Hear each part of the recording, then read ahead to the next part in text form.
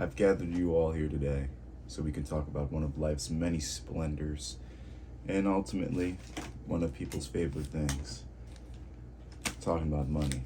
But while this is also one of life's many splendors, this is also one of life's greatest illusions. Here, let me show you something. You see this? See that?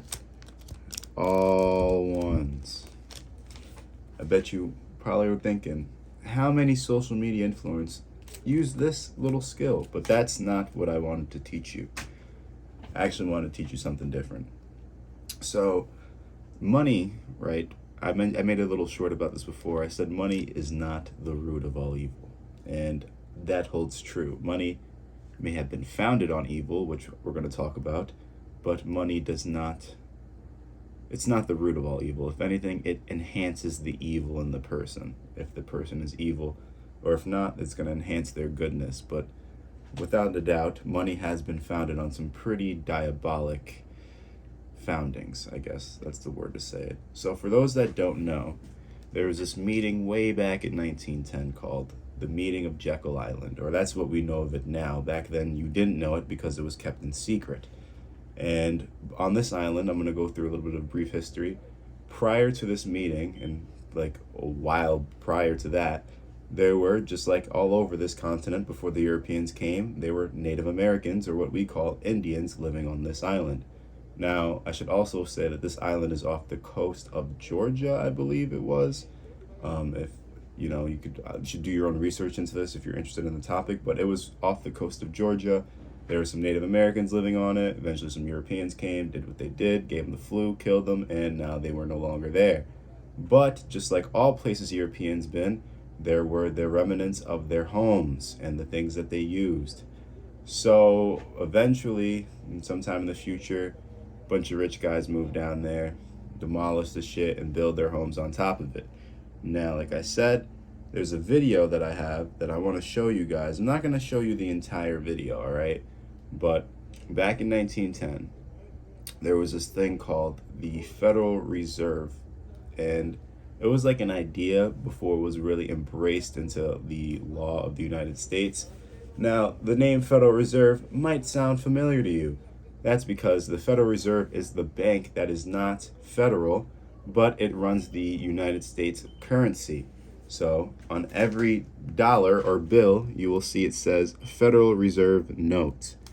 I hope you can see it. This is a good example. Even on a buck, it's there. It says it right on the top. Now, before, right, we had a Federal Reserve System. The money looks similar to this, but it didn't say the Federal Reserve thing at the top. And it also didn't say this note is legal tender for all debts, public and private. So right now our currency is fiat currency, or fiat currency, whatever you want to call it. You may have learned in history class, if you paid attention, that before our money was actually based off a gold standard and silver. So instead of saying, you know, like I said, that this is like a tender for just debts, well, basically like our money right now is just paper based off or backed up off an IOU. So when you give someone this money, it's almost like saying, hey, you take the bank, the government owed me such and such. Like, let's say the government owed me $1, right? But they gave me this paper, but it's backed off the value of what the Federal Reserve or the government's bank says it is. So I'm going to give you this IOU in exchange for your cell phone, let's say. And when you want whatever it is that the government now owes you, because I gave you the IOU note, you take that up to the bank and they'll give you what it's actually worth. And in today's case, it's actually worth nothing. Back then, you could have got your gold or silver out of the bank for it, but right now you're not getting jack shit with any of this money. So that is because you can thank the Federal Reserve System that we have in place. So one of the things back then was that the United States, before you have your independence, right? You have your independence. We can get into that another topic. You have to be able to control your own currency, correct? Now, when the United States was not a state, or was not a state, I sound like an idiot. When the United States was not a country, okay? When it was a colony, it still used the currency of Britain or England. And England, for example, they don't control their own currency.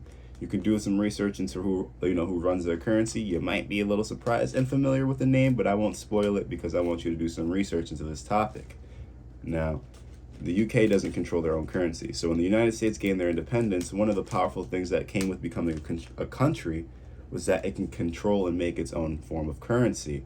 So back then, prior to the Federal Reserve, the United States, with a couple hiccups in the road, if you after you do some research, you might learn about it, finally was in control of its own currency. This is one of the reasons, or one of the things that Abraham Lincoln tackled in the Civil War. Jeez, I'm struggling with a speech impediment today. But anyway, eventually comes down. These guys, Rockefeller, J.P. Morgan, and his buddies, they all go down to this place in Jekyll Island and end up making this idea of the Federal Reserve System. Now, it wasn't like doctrinated to the T into our federal system or our federal banking system, but it was nonetheless inspired by it, which was eventually passed by our man Woodrow Wilson. But now this island, back to the island, this island holds many mysteries, okay? And one of the things I'll show you is that apparently the houses that Rockefeller, Morgan, and all these guys built, on this island was actually on top of the old structures that the natives had originally built there on the island. Now, one of the things that these natives did on the island was sacrifice kids. Now, it sounds crazy, but if you look throughout history, a lot of crazy motherfuckers is usually out there sacrificing their people to some sort of gods or whatever. Some pretty demonic bullshit. And the more research that you'll do, you'll start to question, which is one of the things the guy talks about in this video I'm going to show you, is why is it that the technologies and the rituals used by this particular group, or by any group of, people that lived in this continent, whether it be the Aztecs, the Mayans, to down to some of the African tribes and European tribes, why were they going around sacrificing people to doing this crazy shit? So one of the things that they also did was that they built one of the houses on top of the sacrificial altar. So in the beginning of the video, he just says this. I'll show it to you. Who would be crazy enough to build their house on top of a blood sacrifice altar? Okay. Now I'm going to skip to, you could watch the video. I'm going to link it. I have the note cards, but it's a lot of stuff that you can learn about it if you're interested in. Like I said, I'm going to leave it in there. But first, we're going to go on to 4 minutes and 20 seconds. This is where he talks about the natives and what they kind of did on the island. All right. I also got the subtitles on so you can kind of see. There was a college now. Wherever the council house was, there was now the Jekyll Island Hotel. And he said everything that's built and visible today is actually sitting right on top of something that was significant in the Indian village when it existed. So he said the fact that this whole place had to go into ruins and then be rebuilt and become an archaeological state park, he said it actually helped us identify the native history because the club itself had almost erased that. And so I said, well, let's look at the museum. I want to see some of the Indian stuff. So we're looking at arrowheads and spear tips and, just artifacts that they had found and pottery shards and things and seashells that they had had. And he showed me all this stuff in the museum. He shows me some fragments of a weapon that was like an unusual bow. And when I say unusual, I mean that it was like a double. Honestly, I think that should be good. So you heard the guy.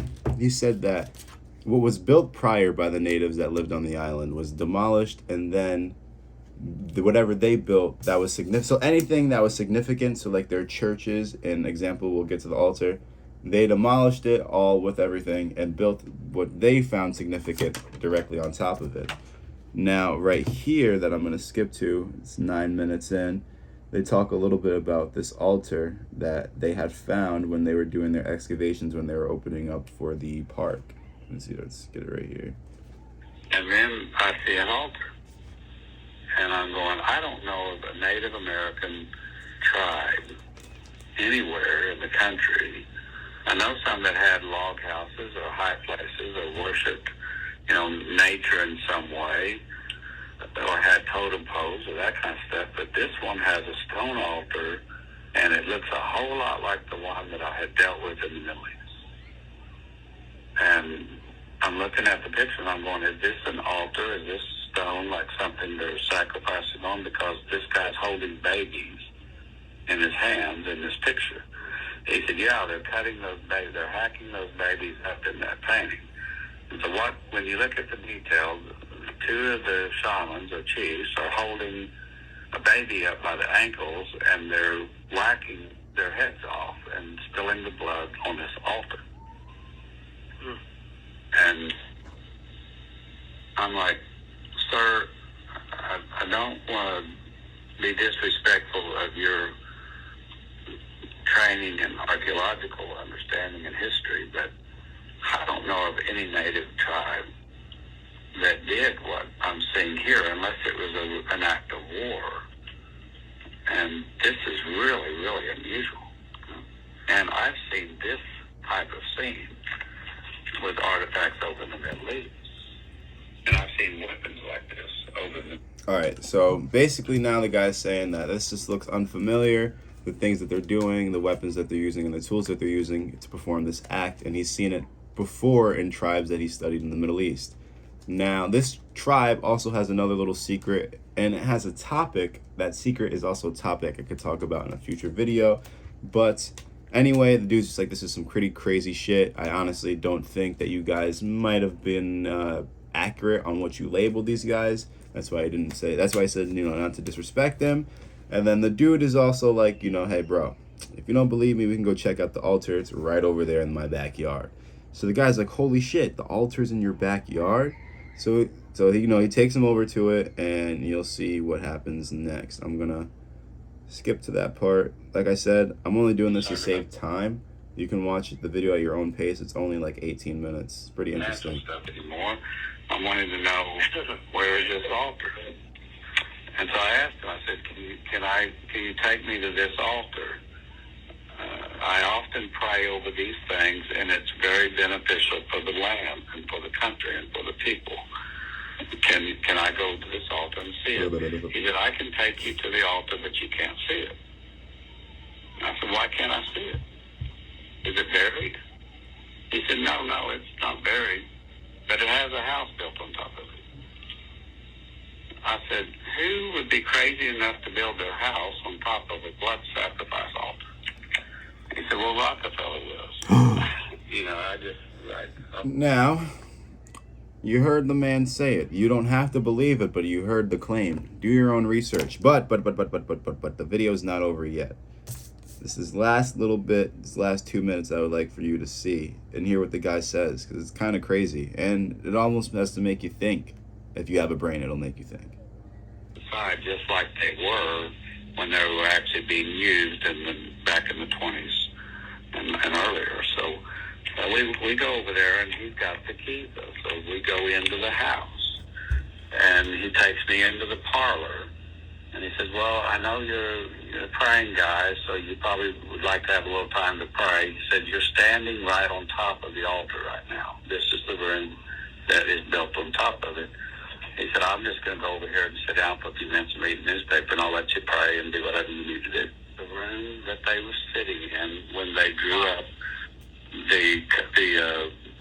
the entire legislation and plan to pass it that became the Federal Reserve Act. So this was the conception of the Federal Reserve banking system on the parlor, sitting on top of a blood sacrifice altar. Where babies were sacrificed. Yes. And so all of a sudden it's like, wow, no wonder our banking system has so much corruption in it, even when people want to do the right thing. The idea that it was conceived like this, I'm going, this is not just a bunch of wealthy guys that got away for a vacation and came up with a profitable business plan. This has got something diabolical, something occultic about it, something evil that's... Now, just because I'm showing you this stuff does not mean that I wholeheartedly believe in the shit that I'm showing you. All it is that I'm just trying to get you to open your mind up a little bit and just do some research on it. What's this guy, I think his name is Johnny Bravo. He says it perfectly. Just look into it. Just because it doesn't even have to be real, or just because it sounds crazy. Just look into it. You never know what you might find. You might find other bits and pieces of information out of something, that you probably would have never learned, or it might connect to something that you're learning yourself. All I'm saying is that you shouldn't, just like advice, you shouldn't sometimes you need to discredit something based on the way it is given to you. It's executed. You feel me? Because even a broken clock is right twice a day. A squirrel always gets a nut. I forgot how the squirrel one goes, but moral of the story is just fucking think, okay? It's your man, Lost Disciple.